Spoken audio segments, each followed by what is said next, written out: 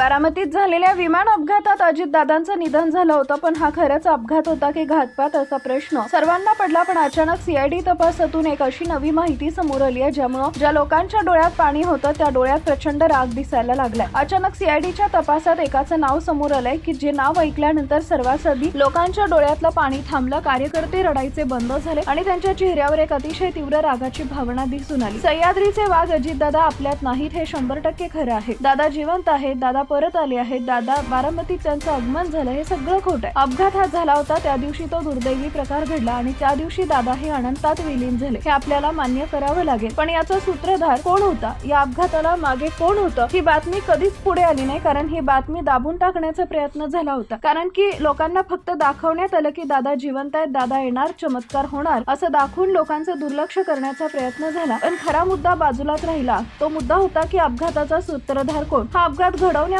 नेमका कोणाचा हात होता। आणि अखेर सीआयडीने या सगळ्या गदारोळामध्ये असा अकल्पनीय तपास केला आणि त्या तपासात असे काही मुद्दे समोर आले की ज्यावरून तो सूत्रधार आता समोर आलाय। एक असं मोठं नाव की ज्याचा विचारच कोणी केला नव्हता। लोक म्हणतात ती व्यक्ती दादांच्या अगदी जवळ होती, दादा म्हणतील तसं ती व्यक्ती करायची, खूप मोठी पद देखील या व्यक्तीनं भूषवली होती। 19 तारखेला दादांचा अंत्यविधी झाला, तेव्हापासून आजपर्यंत दादा जिवंत, दादा परत येणार अशाच बातम्या दाखवल्या गेल्या। पण हे खोटं दाखवत असताना खरी माहिती दाबून टाकण्यात आली आणि ती खरी माहिती होती की अपघात खरोखर झालाय, दादा आपल्यात नाहीत हे वास्तव आहे। पण हे घडण्यामागे कोण कारणीभूत आहे, संशयाची सुई कोणावर जात होती, या बातमी त्या ठिकाणी येत नव्हती। पण जसा काळ सरकला तसं मुख्यमंत्र्यांनी सीआयडीला आदेश दिला आणि सीआयडीनं जे काम केलं त्यानं सत्य बाहेर काढलं, ज्यानं संपूर्ण राज्यात खळबळ उडाली। रोहित पवारांनी आपल्या पत्रकार परिषदेत ज्या तांत्रिक शंका उपस्थित केल्या त्या खरोखरच अंगावर काटा आणणाऱ्या आहेत। त्या रात्री हँगरमध्ये रमेश नावाचा एक इंजिनियर शेवटचा पाहिला गेला।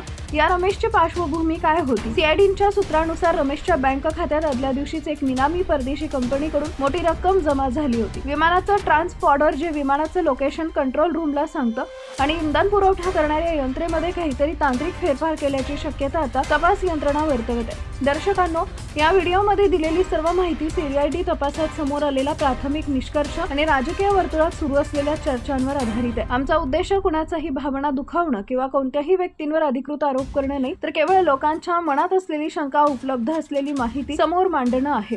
हे सर्व मुद्दे केवळ एक शक्यता म्हणून आम्ही तुमच्या समोर ठेवले। कोणताही अंतिम निर्णय घेण्याआधी तपास यंत्रणांचा अधिकृत अहवाल येणं अत्यंत गरजेचं असतं। दादांसारखा मोठ्या नेत्यांचा अपघाती असा अंत होणं ही संपूर्ण महाराष्ट्रासाठी न भरून निघणारी हानी आहे। पण या अपघातामागचं सत्य नेमकं काय असेल, तुम्हाला काय वाटतं? 27 जानेवारीच्या रात्री घडलेल्या त्या 3 घटना आणि प्रफुल्ल पटेल यांच्यावर निर्माण झालेला संशय, यात कितपत तथ्य असू शकतं? तुमचं मत कमेंटमध्ये नक्की कळवा।